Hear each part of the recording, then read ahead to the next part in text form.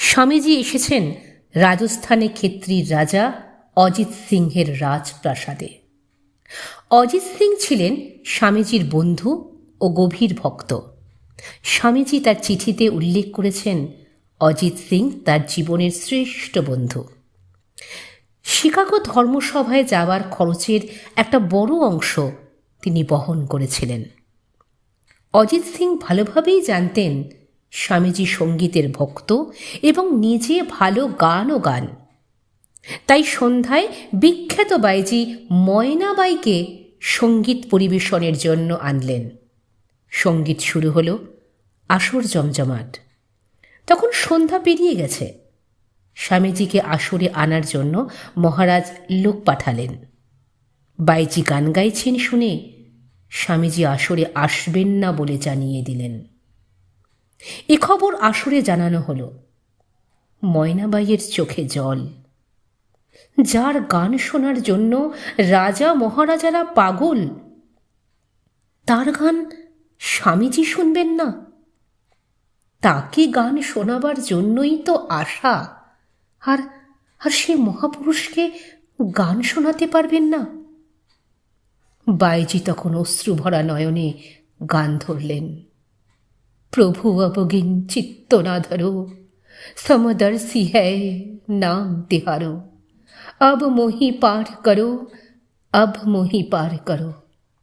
অর্থাৎ, প্রভু আমার দোষ ধরো না, আমি তো খারাপ, কিন্তু তুমি তো সমদর্শী, সবাইকে সমান দৃষ্টিতে দেখো। তুমি কেন এরকম করবে? তোমার ক্ষমতা থাকে তো আমাকে পার করো, সব অন্ধকার থেকে আমাকে পার করো। স্বামীজির কানে ওই আকুল করা গান ভেসে এলো। হৃদয়ে ঘা দিল বাইজির গান। স্বামীজি নিজের ভুল বুঝতে পারলেন। আসরে এসে বসলেন।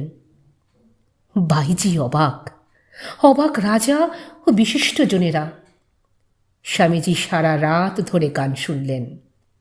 শোনা যায় আসর শেষে স্বামীজি বাইজিকে মাতৃ সম্বোধন করে ক্ষমা চেয়ে নিয়েছিলেন। এই ঘটনার পরের দিন থেকে বাইজি ময়নাবাইকে আর কোথাও খুঁজে পাওয়া যায়নি। সবাই আশ্চর্য হয়ে গেল, কোথায় গেল ময়নাবাই? এর বহু বছর পরে শ্রীরামকৃষ্ণ মঠ ও মিশনের এক সন্ন্যাসী ময়নাবাইয়ের দেখা পান। তখন বাইজি বৃদ্ধা। একটা ছোট ঘরে একটা ফটোতে পুজো করেন। ফটোটি হল স্বামী বিবেকানন্দের। পাশে একটি ছোট গোপালের ফটো আছে। তাকে জিজ্ঞাসা করা হলো তিনি কেন নিরুদ্দেশ হয়ে গিয়েছিলেন। তার উত্তরে বৃদ্ধা কাপা গলায় জানালেন, স্বয়ং ভগবানকে আমি গান শোনাবার পর মনে হলো আর কোনো মানুষকে এ জীবনে গান শোনাতে পারবো না, আর গান শোনাবো না। আর পাপের পথ নয়, আর পাপের পথ নয়। আলোর সন্ধান, আলোর সন্ধান আমি পেয়ে গেছি। আমার জীবন পূর্ণ হয়ে গেছে। স্বামীজি, স্বামীজি আমায় পার করে দিয়ে গেছেন, আমায় পার করে দিয়ে গেছেন।